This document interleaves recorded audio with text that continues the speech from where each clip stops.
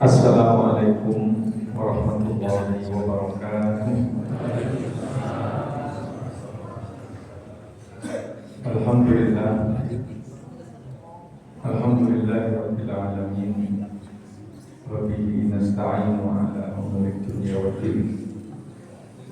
Wassalatu wassalamu ala khairil mursalin, nabiyyina wa rasulina habibina wa syafi'ina Muhammadin wa ala alihi wa sahbihi wa man tabi'ahum bi ihsanin ila yaumiddin. Qala Allah Ta'ala fi kitabihil karim wa huwa asdaqul qailin. A'udzu billahi minasy syaithanir rajim. Bismillahirrahmanirrahim. Ya ayyuhalladzina amanu taqullaha wa dharu ma baqiya minar riba. Wa dharu ma baqiya minar riba in kuntum mu'minin.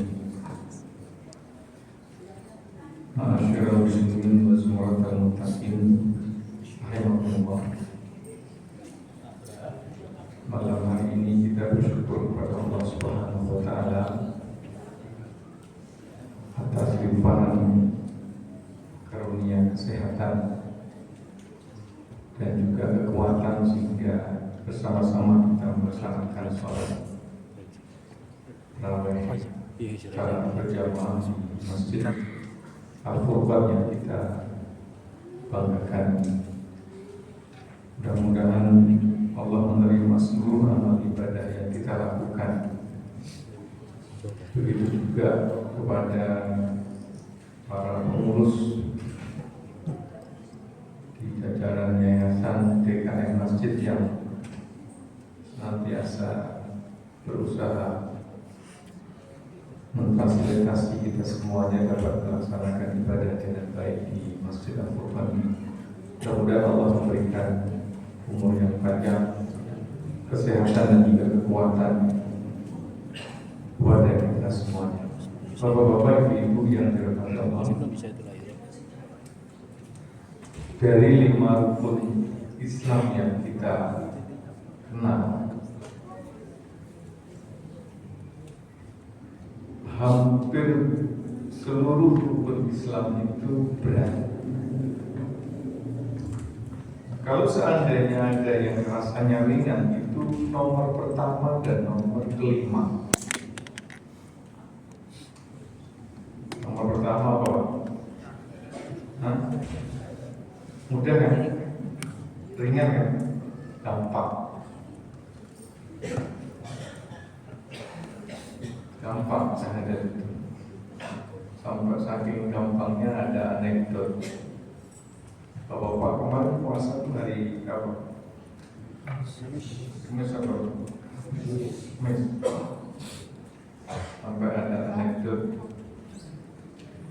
kalau Muhammadiyah puasanya Rabu karena metode yang digunakan adalah hisab. Kalau yang lain puasanya Kamis karena metode yang digunakan adalah ruqyah bil fi'il. Kalau orang yang Islamnya KTP, dia pengennya langsung lebaran. Saking gampangnya syahadat, jadi gak puasa, maunya langsung lebaran. Boleh kan? Dan yang mudah lagi nomor 5. Nomor 5 ini gampang. Selain gampang juga disayang. Jiwa kita senang sama nomor 5. Gampang apa susah Pak nomor 5 itu? Ringan apa mudah? Ringan apa berat Pak? Berat Ustaz, bekalnya banyak. Iya. Tapi biasanya kalau yang nomor 5 ini, saking pengennya orang pergi ke sana sampai ada dana talangan. Punya tanah dijual. Kenapa nomor 5 itu disukai? Karena ada unsur travelingnya. Ada unsur jalan. Dan nggak ada orang yang nggak suka jalan-jalan. Ya bapak-bapak, Kali-kali ibu-ibu dia jalan-jalan supaya nggak terlalu apa kalian ya. Tetapi yang nomor 2, yang nomor 3, yang nomor 4 berat. Yang nomor 2 sholat. Sholat ini mudah apa berat? Ringan apa susah? Oh. Dari kecil kita tidak sholat, tapi sholat kita sering ketinggalan. Sholat kita 4 waktu nggak? Apalagi kalau lagi due date, kejar target, laporan sudah ditagih sama bos, itu biasanya sholatnya lewat. Berat sholat. Padahal sholat itu hitungan menit. Berapa menit Pak sholat? Berapa menit Bu? 20 ya? Saya setengah jam. 5 kaki. Agaknya banyak kan? Kalau rokaat pertama 7, rokaat kedua 6. Gunanya bukan ina anzalnahu, tapi ina atoina. Itu kira-kira sampai 5 menit ya? Saya ngerti 2 menit 36, bisa 2 rokaat. Tapi meskipun demikian, sholat ini rupanya berat. Wa innaha lakabiratun illa 'alal khashi'in. Berat puasa sholat itu, kecuali bagi orang yang khusyuk. Nah, oleh karena itu maka Allah mensyariatkan sholat ini dalam tempo waktu yang tidak terbatas. Selama seseorang itu sudah masuk akil balik, sampai wafat, selama masih ada nyawa di kandung badan, sholat. Orang sehat sholat, orang sakit sholat, orang mukim sholat, orang safar sholat. Gak ada ceritanya orang safar kemudian sholatnya private kan? Gak ada ceritanya orang sakit kemudian nggak sholat, tetap sholat. Dalam kondisi damai seperti kita di galaksi, sholat. Dalam saat perang di medan pertempuran, itu juga nggak gugur kewajiban sholat. Sampai-sampai Allah menurunkan beberapa ayat khusus dijelaskan tentang bagaimana kaifiyah dan tata cara sholat pada saat perang. Tujuannya apa ini? Tujuannya sholat ini menjadi modal. Modal apa? Modal supaya bisa melakukan rukun yang lain, supaya lebih agak mudah dan lebih ringan. Kasus puasa. Puasa ini berat apa ringan? Hah? Bu, puasa ini ringan apa berat? Berat apa berat? Ringan apa ringan? Berat. Enggak ada satupun daripada kita ini yang enggak suka ngunyah, ngemil, apalagi sepanjang tahun 11 bulan. Apa yang menjadi keinginan lambung kita turutin. Habis mandi mau berangkat ke kantor, sudah ada yang kita kunyah. Keluar berangkat ke kantor, ketemu pertigaan, melihat ada bakwan warnanya ngeri banget. Mampir enggak? Melipir enggak? Ambil kita. Sampai kantor setelah check-in, setelah apa namanya, fingerprint, setelah check-in, login, kira-kira kita langsung buka laptop kerja atau pergi ke pantry bikin. Nah, sudah berapa kali lampu kita isi? Itu berjalan selama 11 bulan. Tiba-tiba di akhir Sya'ban, Allah Subhanahu wa taala memanggil, ya ayyuhalladzina amanu kutiba alaikumussalam kutiba alaikumusiyam. Sejak saat itu tahan. Berat apa ringan? Ringan apa berat? Berat. Dan menariknya, apa yang dilarang oleh Allah pada saat salat dilarang juga pada saat puasa. Ada orang takbiratul ihram Allahu Akbar kemudian sambil minum. Ada? Ada. Enggak minum aja tadi. Ceramah.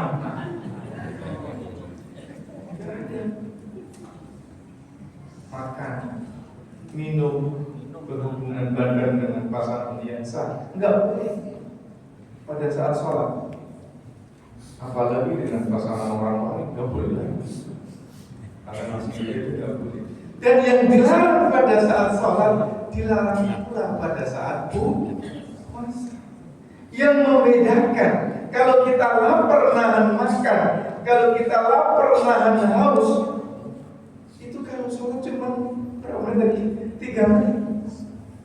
Tapi kalau nahan pada saat puasa berapa lama? 14 jam. Maka ini nggak mungkin merasa ringan kalau sholatnya bermasalah. Oleh karenanya maka oleh Allah letakkan rukun Islam yang puasa itu jatuh selepas sholat. Kalau orang sholatnya proper, sholatnya terjamin, disiplin, maka masuk bulan Ramadan dia udah punya modal. Modal apa? Akumulasi daripada kedisiplinan pada saat sholat selama 11 bulan itu. Tapi kalau sholatnya bermasalah maka puasanya lebih berat. Kenapa? Modalnya tak cukup. Dan itu bukan cuma sehari, Bapak Ibu. 1 bulan. 1 bulan itu kalau dalam kontrak penanggalan Islam kalau nggak 29 ya 30 hari. Nggak mungkin 28 hari kayak Februari, juga nggak mungkin 31 hari. Ngomong-ngomong sama Mas Furqan, kemarin mulai ini yang belakang tadi ya. Ya. Nanti kalau ada lebaran yang lebih cepat, ikut yang cepat apa ikut yang belakangan? Nah, ini rupanya jamaah bukan madhabnya madhab campuran. Jadi kalau puasa ikut yang belakangan, tapi kalau lebaran ikut yang Di sebelah saya dia kan. benar Ustaz. Pasti benar ini. Apa yang ada boleh?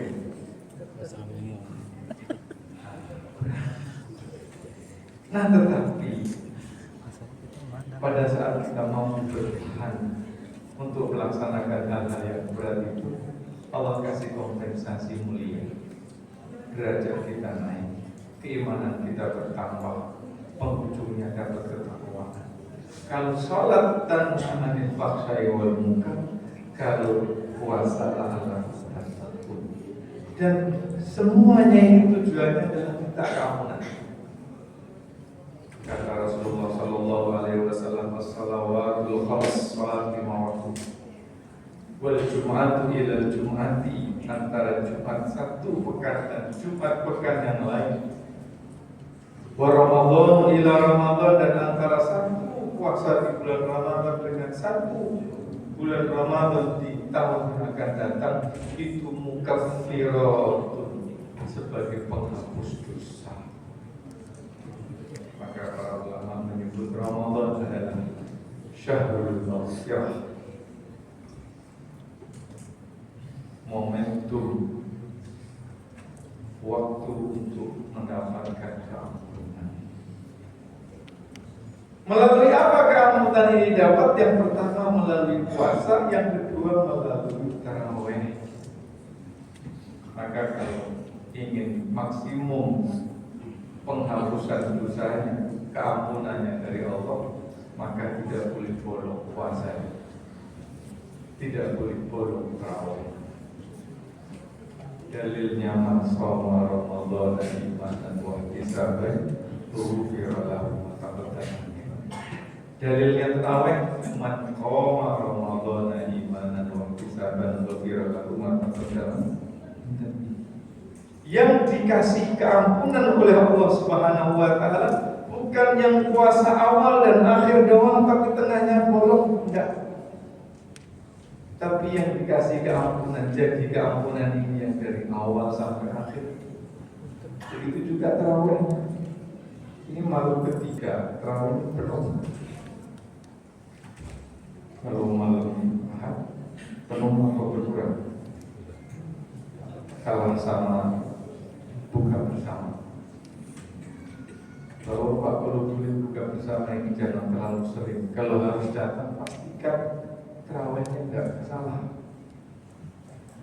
Saya semalam buka puasa di Masjid Kementerian Pendidikan Dasar Menengah. Habis salat ngejar supaya terawihnya kekejar.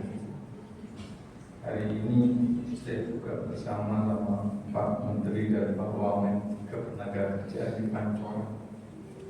Habis sholat maghrib makanannya enak-enak. Tapi karena saya ingat galaksi, nggak sempat makan.